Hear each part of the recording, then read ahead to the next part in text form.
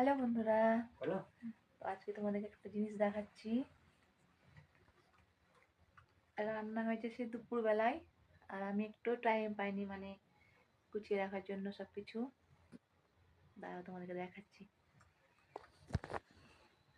এই দেখো, এখন বাজে রাত 9টা মতন। আমার যেমনকার সবজি সামনে সব পড়ে আছে, সব কিছু মানে তুলবার গুছাবার টাইম পাইনি। অনেক দেরি হয়েছিল প্রচুর রান্না টান্না করতে।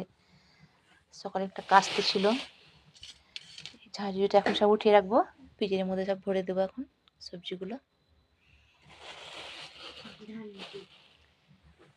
সিম, শসা। ঠিক আছে বন্ধুরা, সবজিগুলো গুছিয়ে নিই। রান্না করতে হবে, রাত্রিবেলায় ভাত বানাতে হবে, এখন খেতে হবে। দেখা হচ্ছে পরের ভিডিওতে। বাই।